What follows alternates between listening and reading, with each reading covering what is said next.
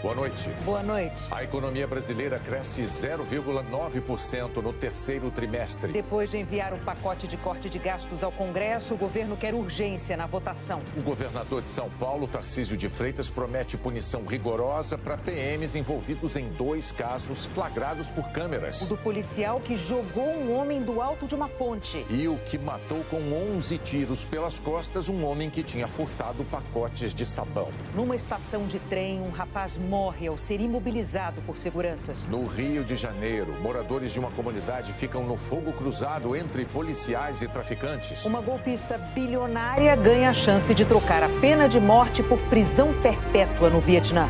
Ela precisa devolver 3/4 do que roubou de um banco durante anos. Agora, no Jornal Nacional.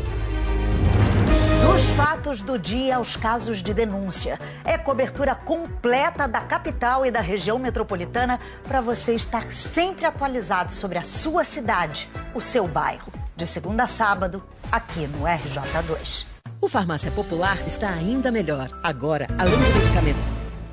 A economia brasileira cresceu 0,9% no terceiro trimestre. Essa é a Sofia, de 10 anos, uma menina muito alegre e que gosta de... Eu gosto de brincar, eu gosto de falar muito, eu gosto de conversar e gosto também muito de sorvete, ainda mais daqui. É gostoso? Muito. Demais, eu amo muito, muito, muito. Mas o que essa fofa está fazendo numa reportagem de PIB? Eu explico. Veja esse círculo. A Sofia pede o sorvete, o paizão paga, a empresa fatura, paga impostos, mantém 3 funcionários com carteira assinada. E esse movimento abre outro círculo igual, lá na fábrica, uma outra empresa onde os sorvetes são feitos. E tudo que essas empresas geram entra nas contas do PIB, que soma tudo que o país produz num determinado período. A gente vai tratar aqui das contas do terceiro trimestre, que foram divulgadas hoje pelo IBGE. O crescimento teve uma pequena desaceleração, foi de 0,9% em relação ao segundo TRI, que foi de 1,4%. Se a gente comparar com o mesmo período do ano passado, o resultado é forte, 4% de crescimento. No acumulado do ano, o PIB já cresceu 3,1% em relação a 2023. Esse índice já é quase o mesmo do PIB total do ano passado, que hoje foi revisado pelo IBGE de 2,9% para 3,2%. Nesse ranking, com 62 países, o Brasil aparece em 10º lugar, atrás da Dinamarca e do México. Primeiro aspecto, que o PIB foi um crescimento forte, depois de crescer 2 trimestres, bastante. Então, continuou mostrando um crescimento robusto e também mostrou uma característica interessante de ser mais espalhado entre os setores. Houve um crescimento muito mais generalizado e muito diferente do que foi lá em 23. Realmente aconteceu. Pela ótica da oferta, a agropecuária recuou por causa da seca. Mas veja a compensação que os desempenhos da indústria e dos serviços trouxeram. Esse movimento espalhado seguiu por todos os outros setores da economia. O consumo das famílias, por exemplo, teve uma expansão de 1,5%. Segundo o IBGE, o 14º trimestre seguido com crescimento. A Silvia destaca, é claro que crescer é muito bom, consumir também, mas ela alerta que a capacidade de produção do país pode não acompanhar uma demanda crescente, alimentada pelos programas sociais e pelo aumento da oferta de emprego. A gente gostaria de crescer sempre, mas não com inflação. E nesse sentido, o que a gente diz, a nossa capacidade produtiva, ela mostra um crescimento mais próximo de 2, talvez na melhor das hipóteses um 2,5, mas 3,5 é muito acima da nossa capacidade produtiva. Tanto que as empresas não estão encontrando trabalhadores, estão tendo dificuldade. Vamos para o consumo do governo, que mesmo com déficit nas contas, aumentou os gastos. As exportações caíram e as importações subiram num ritmo bem menor. Mas o sinal de que o setor produtivo está crescendo, mesmo com juros em alta, está aqui. Os investimentos tiveram o 4º aumento seguido. Olha o caso da Marcele. Juntou as economias da vida e em setembro inaugurou uma bela sorveteria no Meier, na zona norte do Rio. Ela teve que investir em equipamentos caros e até em energia solar para reduzir a conta de luz. Esse é o primeiro emprego do Marlon. Mais uma vez, é a roda da economia girando. Uma coisa foi puxando a outra E terminou que não foi só positivo para a gente, o impacto, mas para os comércios ao redor. Nós temos o café aqui do lado, tem cada vez mais clientes frequentando, e os outros comércios também. E numa tacada só, a Marcele contribuiu para 2 setores do PIB, serviços e investimento. Está dando mais do que certo. O que a gente tinha planejado para 20 dias, em 12 dias a gente alcançou. E a gente está muito feliz. Um crescimento que, segundo a economista, poderia ser mais sustentável. Na prática, a gente tem menos condições para aumentar esse investimento. E, infelizmente, o governo, neste caso, que deveria estar poupando, ele é deficitário. E tanto por isso que a gente relaciona muito os problemas fiscais com o problema que a gente está vivendo hoje. Se nós tivéssemos um governo, digamos, superavitário, talvez a gente poderia estar crescendo num ritmo mais elevado, ainda com uma capacidade de mais investimento, sem gerar essa pressão inflacionária. E agora mais cenas do último capítulo da economia brasileira. A perda de ritmo da construção, das empresas de eletricidade, gás, água e esgoto, o 0 a 0 das indústrias extrativas e a resiliência da indústria de transformação. É a protagonista do setor. Aqui, muita coisa começa. Há uma década, essa fábrica não produzia uma máquina dessas, feita para grandes obras e orçamentos. Só pode ser encomenda de empresário que está construindo o futuro. Quem compra a nossa máquina é um produto que ele está investindo, não é consumo. Então, nossa máquina é como você comprar um carro para sua família, que você compra para usar em médio e longo prazo. Está aí a tradução do que o BGE chama de formação bruta de capital fixo. Alta de 10,8% na comparação anual. O crescimento do investimento, ele surpreendeu esse ano, principalmente quando a gente olha a taxa de juros mais elevada. Parte desse investimento em infraestrutura no Brasil, ele vem sendo puxado pelas concessões e privatizações, como saneamento e energia elétrica. Uma outra parte importante foi o desenvolvimento de software. Ele é um investimento mais dinâmico e ele também cresce, independente da gente ter uma taxa de juros muito elevada. A economista-chefe do Inter lembra a necessidade de equilíbrio entre o que o país gasta e arrecada. Um dos problemas para a taxa de investimento subir um pouco mais é manter uma taxa de juros mais baixa. E aí a gente volta para a questão fiscal. A gente precisa ter um pouco mais de previsibilidade no fiscal para que os juros no Brasil caiam um pouco mais. E aí sim, com juros menores, você volta a estimular o investimento. A produção chegando ao limite da capacidade das fábricas. Os times pressionados pela falta de mão de obra qualificada no mercado. A atividade num galpão que vai ficando apertado. São outras cenas da dinâmica da economia, que falam da necessidade de investimento em tecnologia, infraestrutura, educação. É nítido que o Brasil vive uma retomada do ciclo de investimentos, mas isso parece pouco ainda para o tamanho do potencial da economia. A taxa de investimento no Brasil passou de 16,4% para 17,6% do PIB no terceiro trimestre.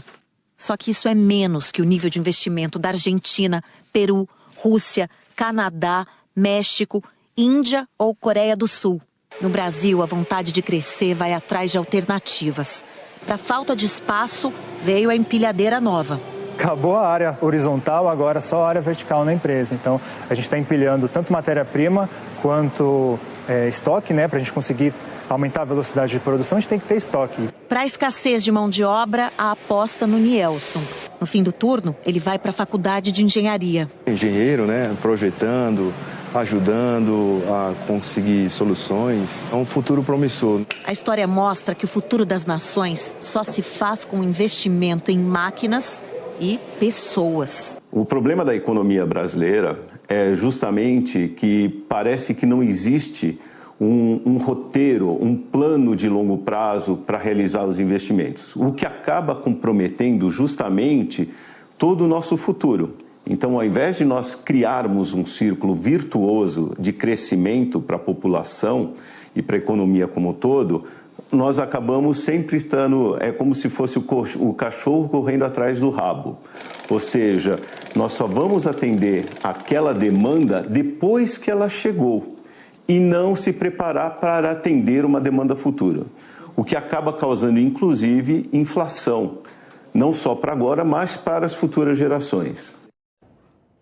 O presidente Lula comentou o resultado do PIB numa rede social. Ele disse que o crescimento significa mais emprego e renda nas mãos dos brasileiros.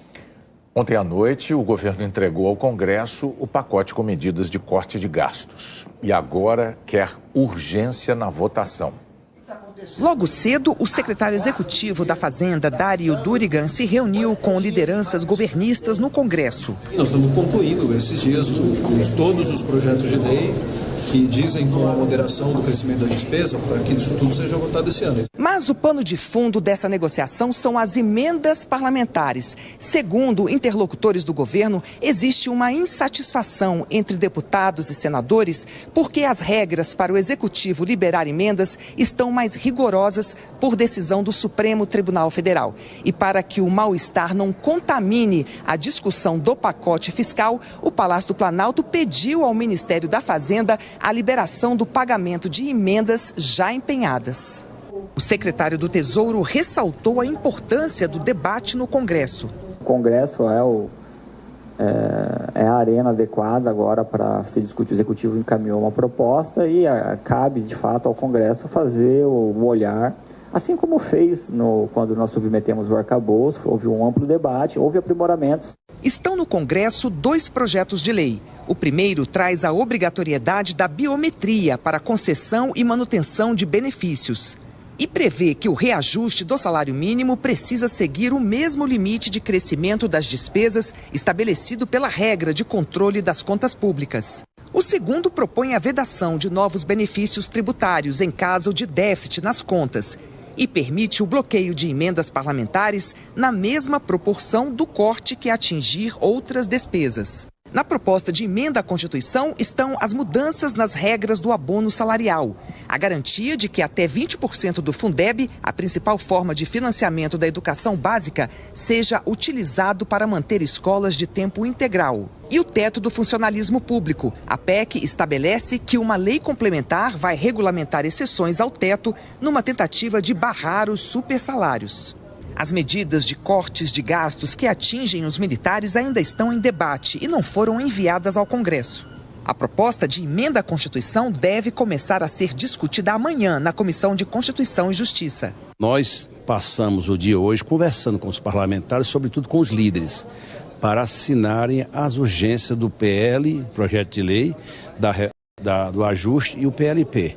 Portanto, nós já temos as assinaturas prontas para votarmos amanhã.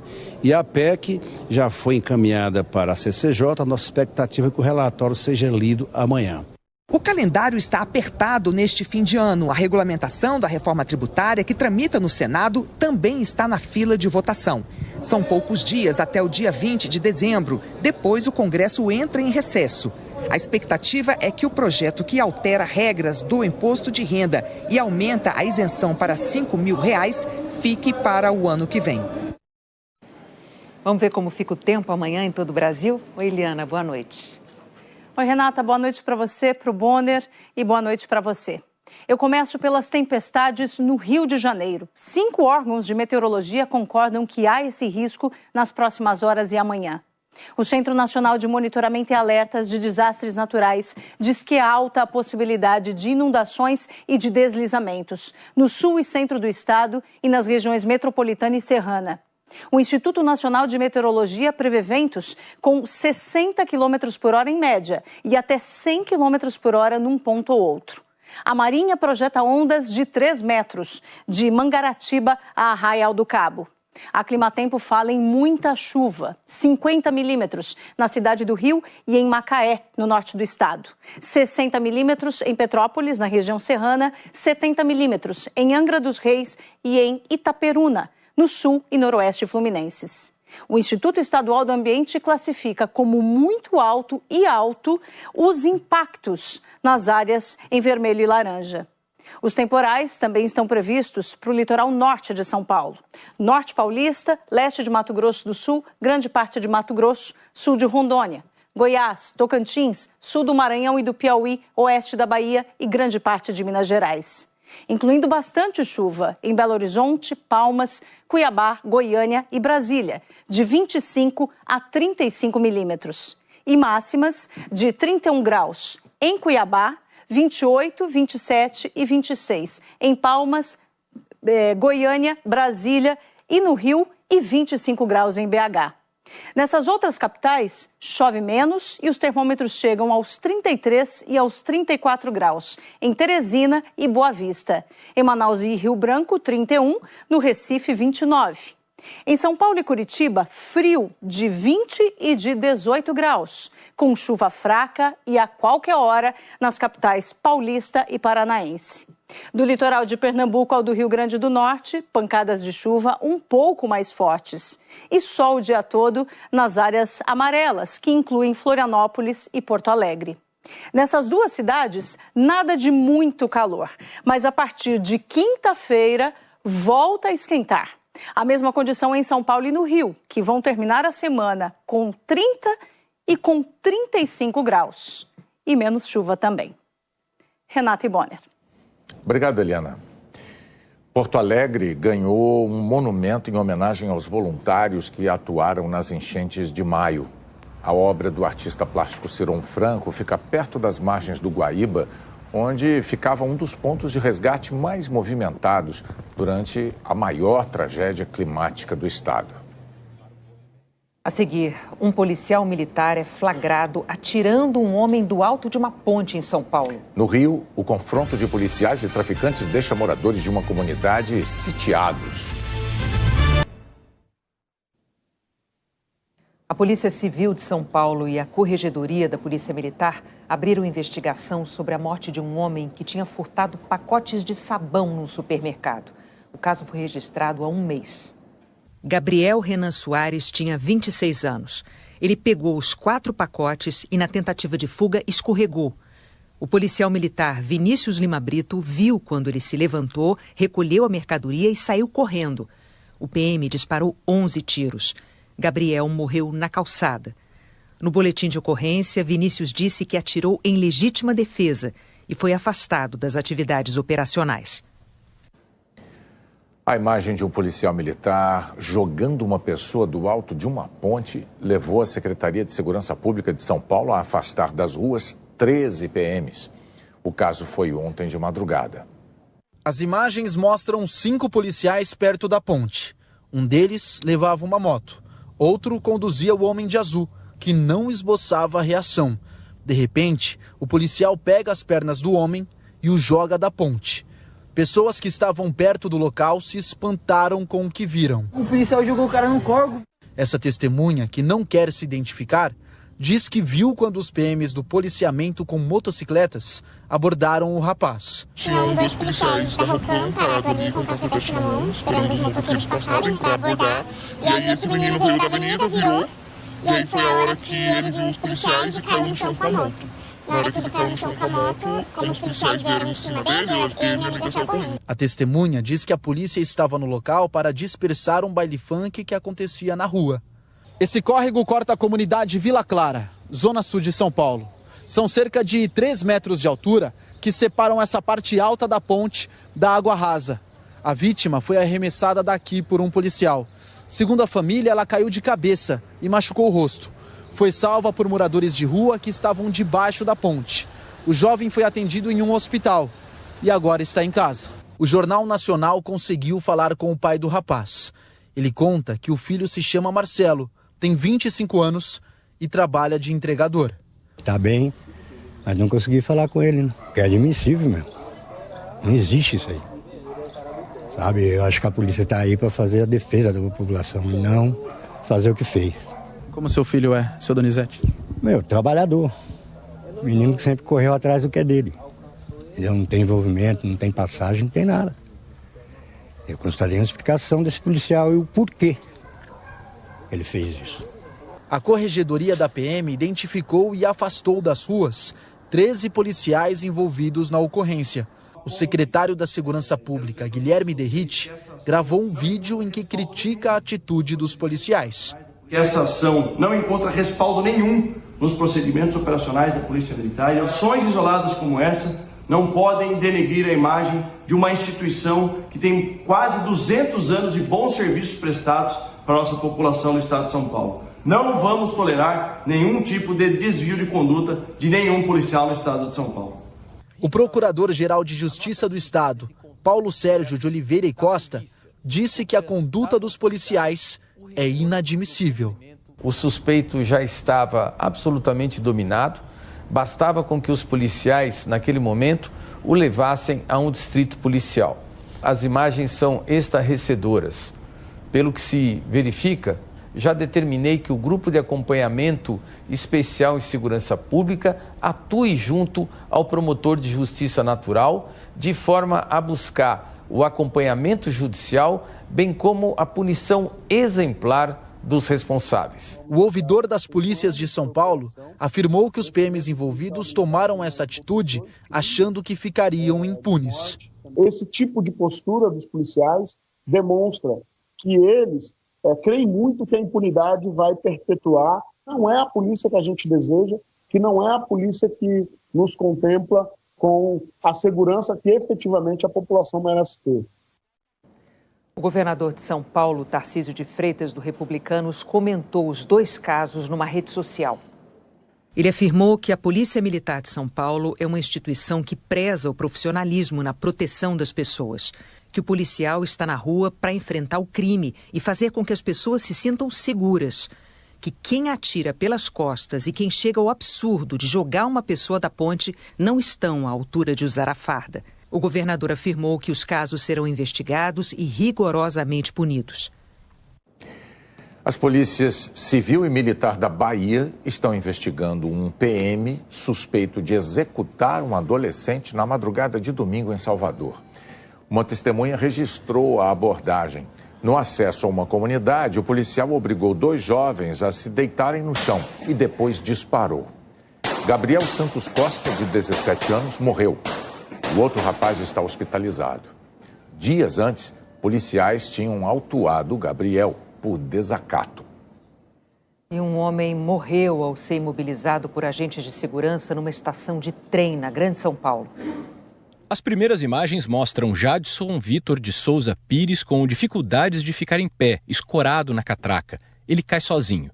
Um segurança da estação puxa Jadson. Ele levanta, tenta seguir em direção à catraca novamente, mas leva uma rasteira do segurança. Um homem de camiseta preta passa a chutar a cabeça de Jadson. A concessionária Via Mobilidade disse que ele é um guarda municipal que não estava trabalhando na estação. Mas se negou a passar informações sobre quem ele é ou em que guarda ou instituição trabalha. Na sequência, 2 seguranças arrastam Jadson pelos pés. Jadson foi arrastado para cá, para o lado de fora da estação. Mas aí, em outra imagem, ele aparece novamente do lado de dentro. Para ser mais exato, para o lado de dentro das catracas. Nesse ponto aqui, onde aquela câmera registrou como ele foi imobilizado pelos seguranças. Pessoas que estavam na estação também registraram o momento. Jadson agora está sem camisa, sem tênis e cambaleante.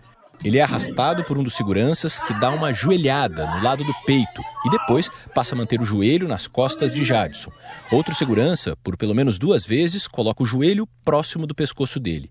Um terceiro segurança imobiliza as pernas de Jadson. A imagem seguinte também é de uma pessoa que estava na estação. Mostra Jadson sendo levado já inconsciente. Uma câmera do circuito interno mostra um segurança fazendo massagem cardíaca e a chegada do SAMU. Jadson chegou morto ao hospital. No boletim de ocorrência, os seguranças afirmaram que não foi tocado na região do pescoço nem da cabeça, somente nas pernas e braços da vítima. Nada excessivo, somente o necessário.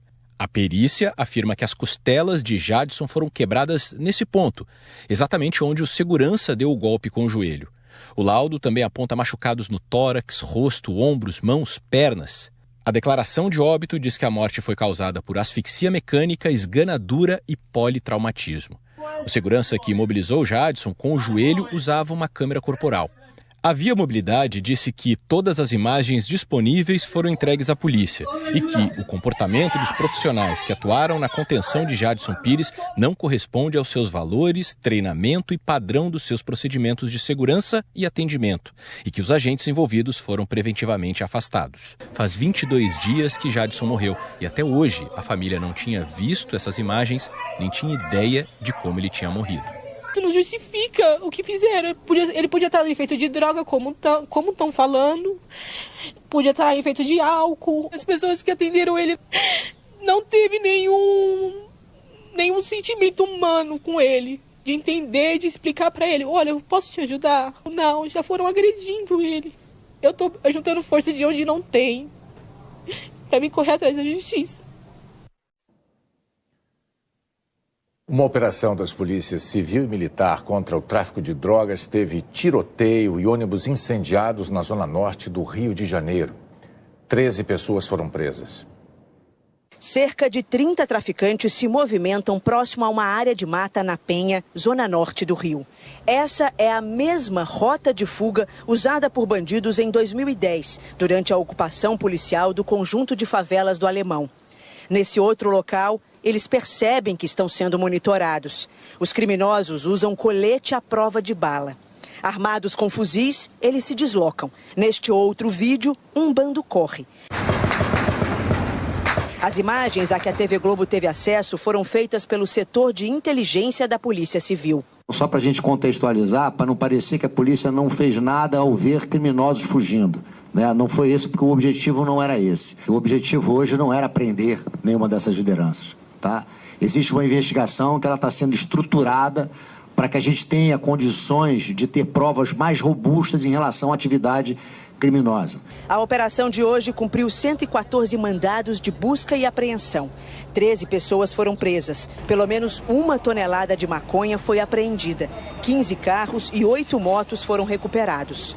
O Complexo da Penha se tornou, na verdade, a base operacional do Comando Vermelho. Nós sabemos que o tráfico de drogas é responsável por mais de 80% dos roubos de veículo aqui no nosso estado e mais de 90% dos roubos de carga. Praticam esses roubos principalmente para financiar a sua caixinha, entre aspas.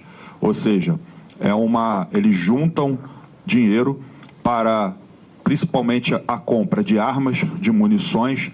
O Ministério Público e as polícias do Rio, do Pará e do Ceará trabalharam juntos na operação de hoje. Segundo as investigações, criminosos desses estados estão escondidos no Rio. Só do Pará são mais de 80 bandidos.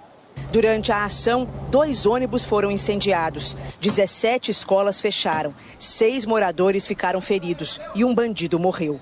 Um policial militar que não participou da operação também foi morto.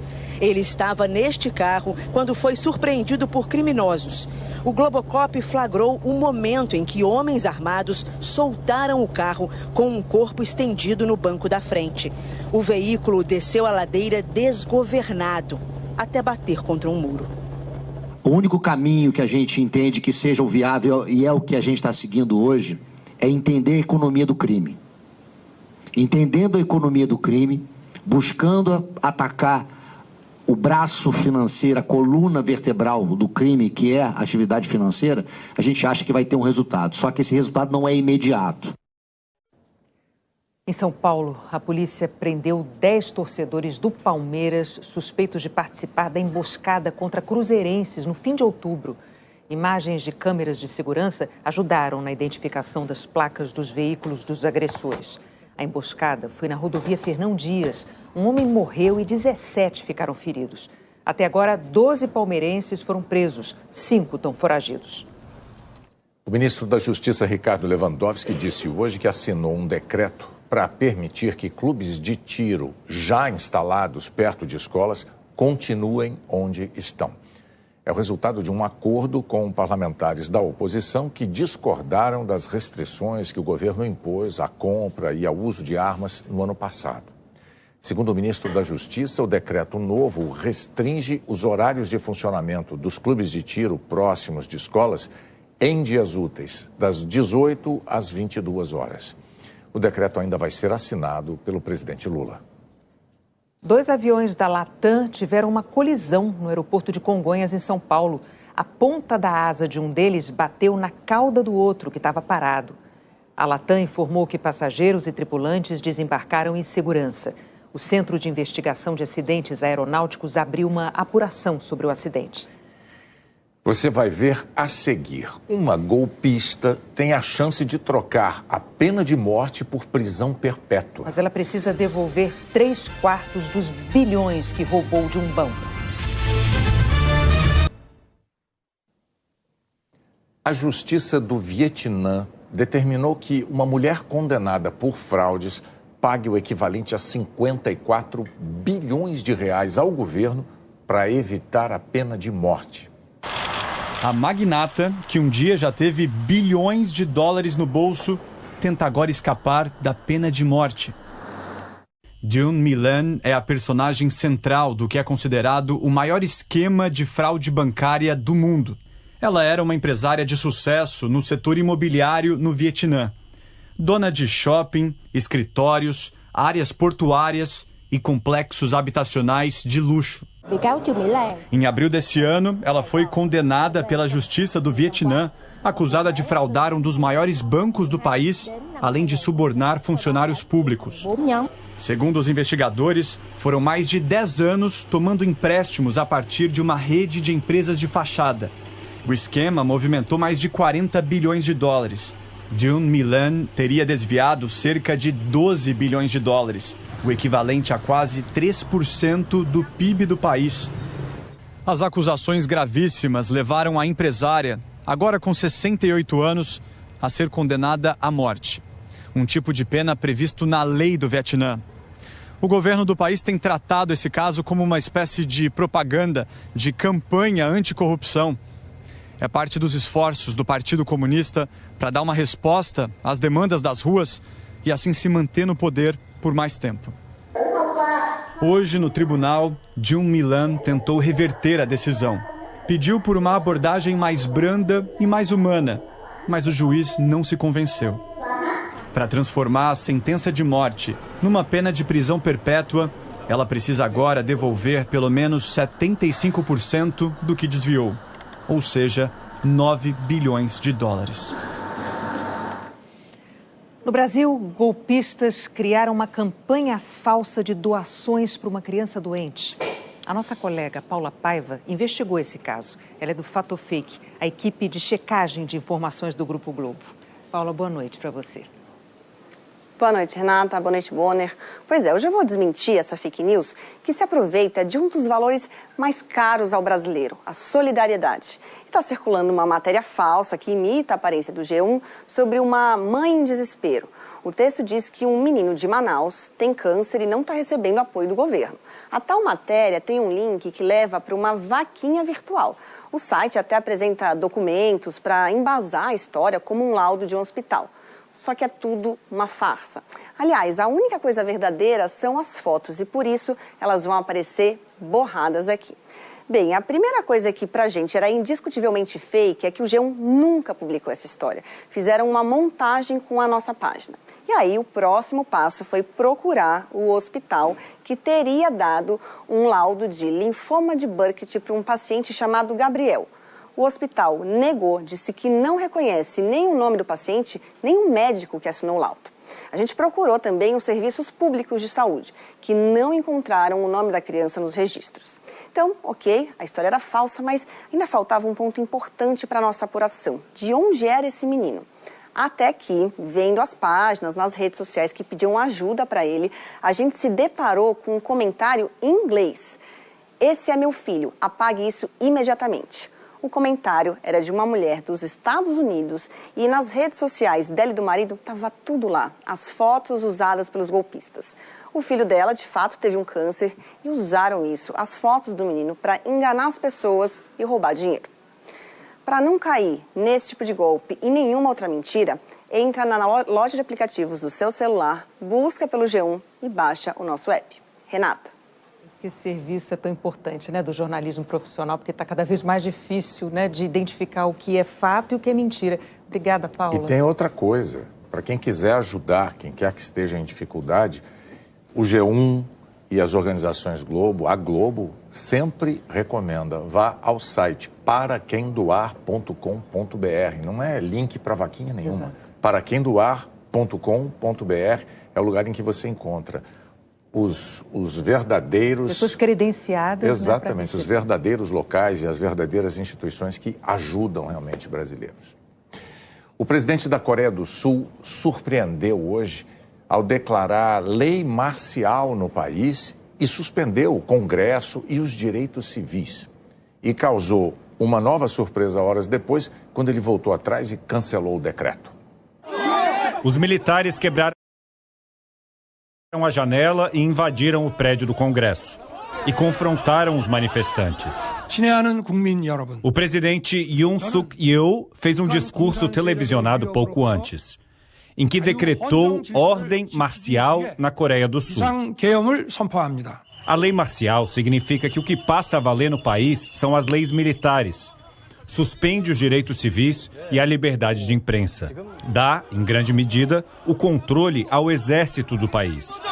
O presidente afirmou que fazia isso para erradicar as forças comunistas norte-coreanas que estão roubando a liberdade e a felicidade do povo e também para proteger a ordem constitucional. Mas ele se refere aos políticos de oposição dentro da própria Coreia do Sul.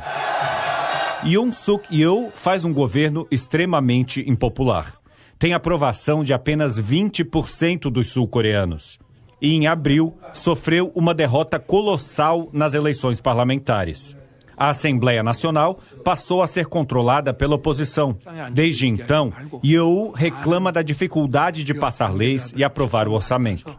O líder da oposição afirmou que o decreto ilegal do presidente é, na verdade, uma oportunidade decisiva para quebrar o ciclo vicioso e retornar a uma sociedade normal. Yoon Suk Yeol já sofreu uma tentativa de impeachment pouco depois de assumir, em 2022. Mas como tinha maioria na Assembleia, o processo não foi para frente. Essa foi a primeira vez que um presidente da Coreia do Sul deu o poder ao exército desde a democratização do país em 1987. Yeol não especificou de que forma a Coreia do Norte comunista estaria interferindo na política interna da Coreia do Sul, que é democrática. Mas a população sabe que a relação entre os dois países vem se deteriorando nos últimos tempos. Ficou evidente quando a Coreia do Norte mandou mais de 1.300 balões cheios de lixo e colocou grandes caixas de som a todo volume para tirar o sono dos vizinhos do Sul. Já a Coreia do Sul mandou para o outro lado balões com panfletos de propaganda política. O ditador norte-coreano Kim Jong-un está cada vez mais próximo do presidente russo Vladimir Putin. Mandou até tropas para lutarem na Ucrânia. Os Estados Unidos têm mais de 20 mil militares estacionados na Coreia do Sul desde a guerra entre as duas Coreias em 1950. Hoje, o Departamento de Estado americano se limitou a declarar que estava acompanhando a situação de perto. No fim do dia, a Assembleia Sul-Coreana votou em unanimidade pelo fim da lei militar. Mesmo os políticos do mesmo partido do presidente ficaram contra ele. E o exército se retirou da Assembleia Nacional. O presidente Yoon Suk Yeol declarou que cancelaria o decreto e tudo voltaria ao normal. Ele disse que retiraria as tropas, mas pediu à Assembleia Nacional que pare imediatamente com o comportamento que chamou de revoltante de paralisar o funcionamento do país com impeachments, manipulação legislativa e manipulação do orçamento. A oposição afirma que agora há motivos legais suficientes para tirar Yeol do poder. A OTAN, a Aliança Militar do Ocidente, se reuniu hoje para discutir como enfrentar o que seria uma campanha de sabotagem russa. Ataques russos à infraestrutura de vários países para enfraquecer o apoio europeu à Ucrânia. Conflito de zona cinzenta, guerra híbrida, definições nem tão vagas. Hoje a OTAN fez uma acusação formal. Nos últimos anos, a Rússia e a China tentaram desestabilizar nossas nações com atos de sabotagem, ataques cibernéticos, desinformação e chantagem energética para nos intimidar, disse Mark Rutte, secretário-geral da Aliança Militar do Ocidente. Essa é a guerra híbrida, o uso de métodos variados para atingir um fim político. No norte da Europa, a OTAN acaba de concluir a Operação Ventos Gelados para combater sabotagens no Mar Báltico. Os exercícios reuniram mais de 30 navios, aviões e 4.000 militares de 15 países. O Mar Báltico é cercado por 8 nações membros da OTAN e pela Rússia. Mês passado, 2 dias antes do início da operação, 2 cabos submarinos de fibra ótica foram cortados. O governo da Suécia investiga o possível envolvimento de um navio cargueiro chinês que tinha partido da Rússia. A China negou as acusações. O ministro da Defesa alemão Boris Pistorius comentou: ninguém acredita que esses cabos foram cortados acidentalmente, então temos que concluir que foi uma ação híbrida. Os ataques híbridos este ano se multiplicaram. O governo de Vladimir Putin é acusado de provocar incêndios em empresas de vários países europeus. Em julho, os serviços de segurança alemães evitaram uma tentativa de assassinato contra Armin Paperga, presidente de uma empresa que fornece armamentos para a Ucrânia. Para enfrentar essa guerra híbrida, a OTAN quer aumentar a troca de informações entre os serviços de inteligência. Reunidos em Bruxelas, os ministros das Relações Exteriores da Aliança discutem novas estratégias. O especialista em Rússia da Chatham House de Londres diz que a intenção é paralisar a Europa, espalhar o medo na população e mostrar a esses países que ajudar a Ucrânia não é um bom negócio. Kir Giles considera que a OTAN e principalmente os Estados Unidos até agora não impuseram penalidades suficientes para convencer o Kremlin a parar de causar tantos danos ao continente. A seguir, os resultados que podem consagrar o campeão do Brasileirão já amanhã.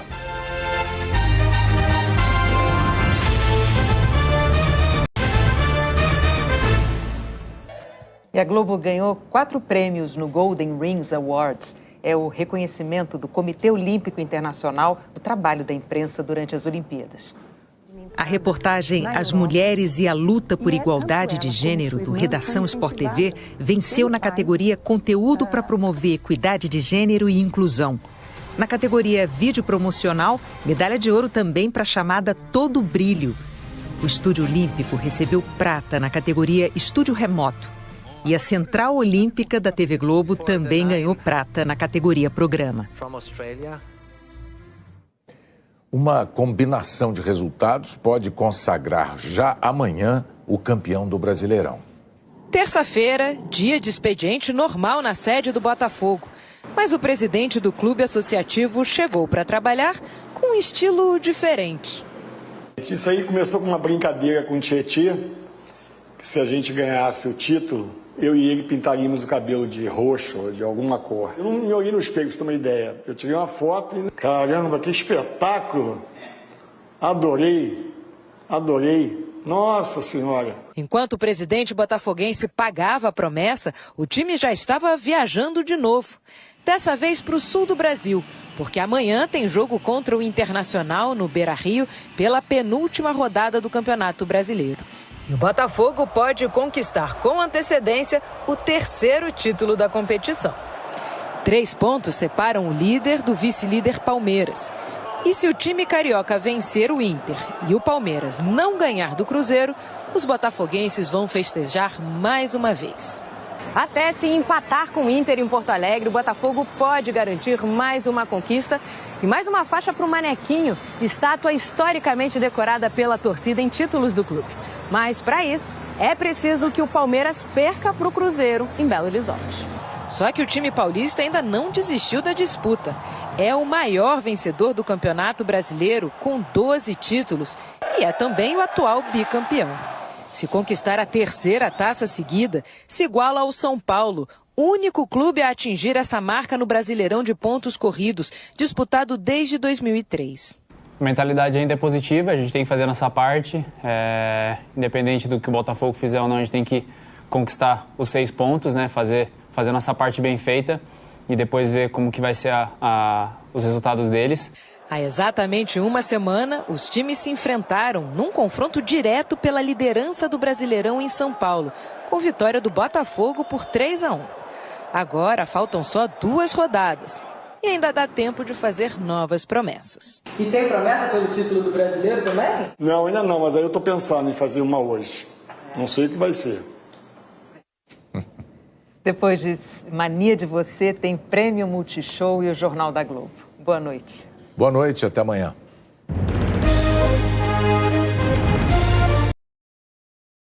Fala galera, beleza? Notícia de hoje do Atlético Mineiro. O atacante Hulk, do Atlético Mineiro, usou as redes sociais para se manifestar após a perda do título da Copa Libertadores, neste sábado, 30. Para o Botafogo, em Buenos Aires. A grande esperança do torcedor atleticano. Para a conquista do bi pediu desculpas à torcida e fez uma promessa. Perdão a toda a massa atleticana que depositaram toda a confiança e esperança em mim e no grupo. Temos uma dívida grande com vocês. E tenho certeza que um dia iremos pagar. Entretanto, essa dívida não poderá ser paga em 2025. Com os resultados deste sábado, 30, pelo Brasileiro. O Galo não tem mais chances de disputar a Libertadores do ano que vem. Bahia e Corinthians venceram e não podem mais ser alcançados pela equipe de Hulk, nas duas últimas rodadas da competição. Em uma postagem em seu Instagram, Hulk creditou a Deus o resultado da final da Libertadores contra o Botafogo. Em primeiro lugar, quero agradecer a Deus por tudo que me proporciona. Como sempre peço que seja feita a tua vontade, Senhor, assim eu aceito e entendo. Que sua vontade é maior que a minha. Sonho adiado pela vontade de Deus. Gostou da matéria? Não esqueça de deixar o like, de se inscrever no canal e ativa o sininho para não perder nenhum conteúdo do canal. Continuando. Essa edição foi a quarta oportunidade que o atacante teve de ser campeão da Libertadores. Todas pelo Atlético Mineiro, clube que defende desde 2021 e com o qual tem contrato até 2026. Nas 3 anteriores, o Galo foi eliminado pelo Palmeiras, sem conseguir chegar à decisão como este ano. Galera, obrigado a todos por assistir o vídeo e não se esqueça do like e inscrição no canal.